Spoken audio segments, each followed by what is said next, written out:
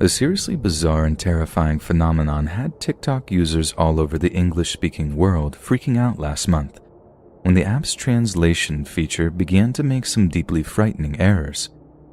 By some bizarre happenstance, a user discovered that if you write a comment with RIRIRI in it, something rather unexpected occurred. The comment itself could be any variation of those letters, but the presence of RIRIRI or RIRIRI would cause the translation service to perform a distinctly different function. A young woman with the username Nelly shared the disturbing news with her fellow TikTokers in early January, and since then, her video has been viewed almost 9 million times.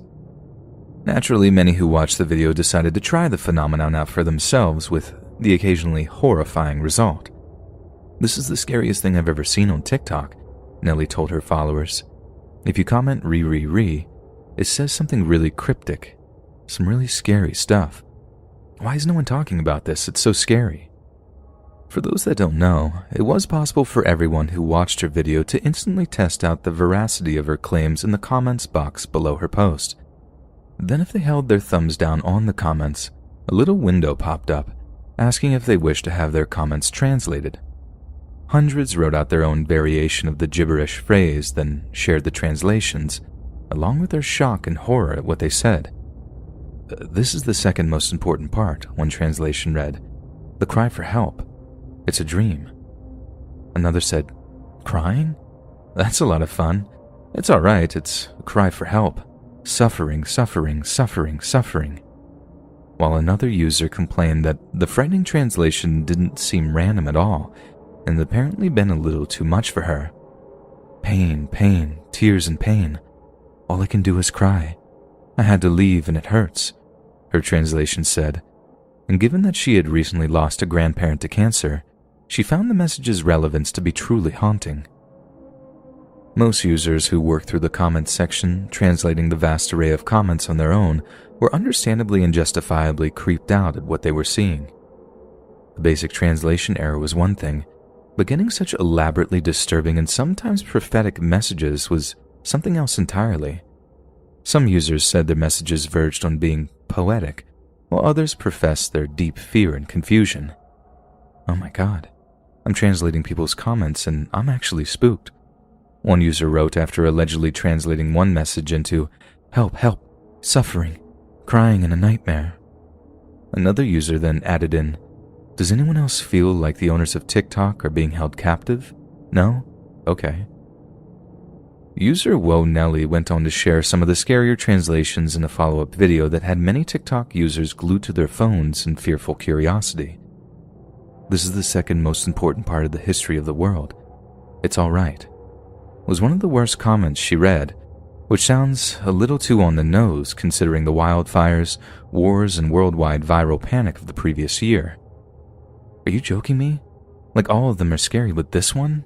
Nelly said. "That makes too much sense. I hate it. I hate it so much." While some were fixated on their fears that TikTok had somehow been cursed or that the messages were ominous prophecies, there may actually be a completely rational explanation for the whole thing. Many TikTok users noticed that the app seemed to be translating the RIRIRI messages to Maori, an Eastern Polynesian language spoken by the Maori people, who are the indigenous peoples of New Zealand. It translates the Maori, Xhosa, or Shona. If you translate enough, it repeats, one person commented, because Riri all relate to expressions of anger in Maori. "It was a language spoken Maori," someone else commented. "Riri refers to expression with anger, wrath, and annoyance, so I'm guessing it says something random pending on what you put." That theory might sound like it makes sense, but how does it account for the wildly different phrases people got back when they translated their Riri message? We can say it was merely a glitch, and certainly stranger things have happened on the internet, but perhaps there was something else at work with the haunting translations, something deep in the coding, a ghost in the machine, you might say. Maybe we've been talking to computers for so long that they finally decided to talk back. Only what they have to say is far more disturbing than we could have possibly imagined.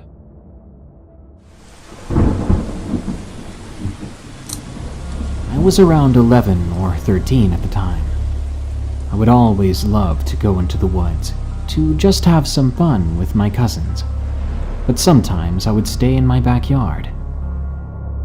Sometime in the middle of June that year, something happened that would change the way that I saw those woods.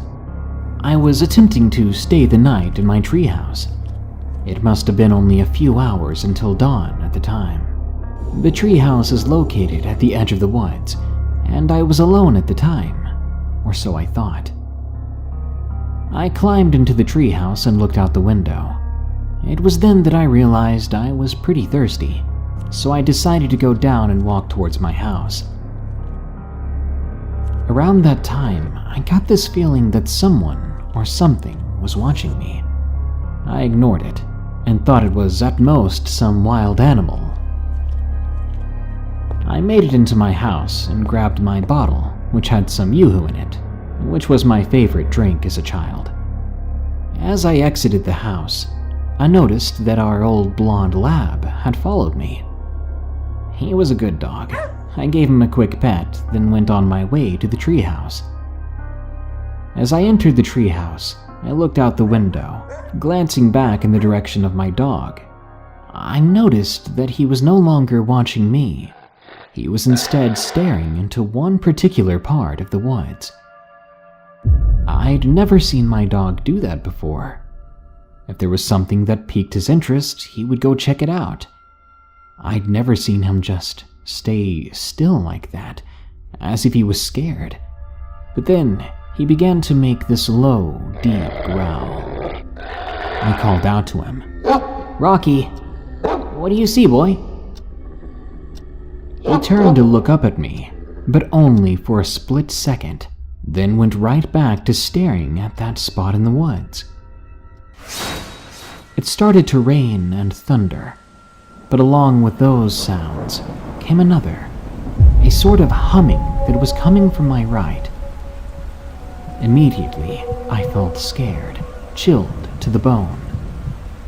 I looked out the window that was facing the direction of that sound. I saw it, something that horrified me, that didn't make sense. A creature that I'd never seen or heard of before. It was standing at the forest floor and was a little too close to the treehouse. It was big, skinny, brown. It was looking up at my treehouse with reddish-brown eyes. I thought to myself, do I run to the house, or do I stay up here? I crouched beneath the window so that it could not see me, and I decided to stay until morning.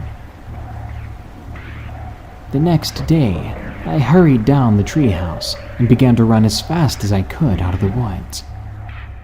After that incident, I didn't want to go into the woods ever again, because whatever that thing was could still be lurking out there, waiting for its next meal. I'm about to share with you the creepiest thing that has ever happened to me.